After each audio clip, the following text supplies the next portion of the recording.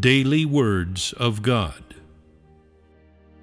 In God's current stage of work in these, the last days, He no longer just bestows grace and blessings on man like He did before, nor does He coax man to move forward. During this stage of work, what has man seen from all the aspects of God's work that he has experienced? Man has seen God's love and God's judgment and chastisement. During this period of time, God provides for, supports, enlightens, and guides man, so that man gradually comes to know His intentions, to know the words He speaks and the truth He bestows on man. When man is weak, when he is dispirited, when he has nowhere to turn, God will use His words to comfort, advise, and encourage man, so that man's small stature can gradually grow in strength, rise up in positivity, and become willing to cooperate with God. But when man disobeys God or resists Him, or when man reveals his corruption, God will show no mercy in chastening and disciplining man. However, God will show tolerance and patience for man's foolishness, ignorance, weakness, and immaturity. In this way, through all the work God does for man, man gradually matures, grows up, and comes to know God's intentions, comes to know certain truths, to know what things are positive and what are negative, to know what evil and darkness are. God does not take a single approach of always chastening and disciplining man, but nor does He always show tolerance and patience. Rather, He provides for each person in different ways at their different stages, and according to their different statures and caliber. He does many things for man, and at great cost. Man perceives nothing of these things or of the cost.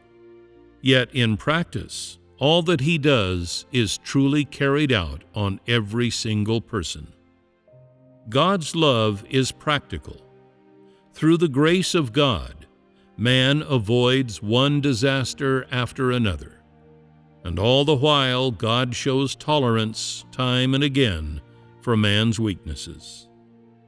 The judgment and chastisement of God allow people to gradually come to know mankind's corruption and satanic essence.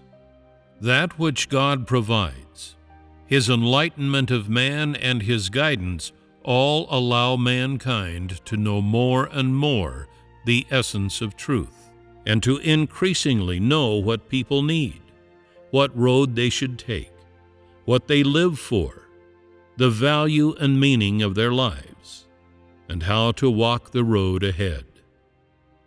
All these things that God does are inseparable from His one original purpose. What then is this purpose? Why does God use these methods to carry out His work on man? What result does He want to achieve? In other words, what does He want to see in man? What does He want to obtain from man? What God wants to see is that man's heart can be revived. These methods that He uses to work on man are a continual effort to awaken the heart of man, to awaken man's spirit, to enable man to understand from where he came, who is guiding, supporting, and providing for him, and who has allowed man to live until the present day. They are a means to enable man to understand who is the Creator, whom he should worship, what kind of road he should walk, and in what way man should come before God. They are a means to gradually revive the heart of man, so that man knows God's heart, understands God's heart and comprehends the great care and thought behind His work to save man. When man's heart is revived, man no longer wishes to live with a degenerate, corrupt disposition, but wishes instead to pursue the truth in order to satisfy God. When man's heart has been awakened, man is then able to tear himself fully away from Satan.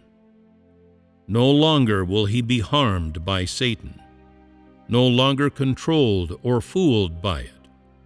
Instead, man can proactively cooperate in God's work and His words to satisfy the heart of God, thus attaining fear of God and shunning evil.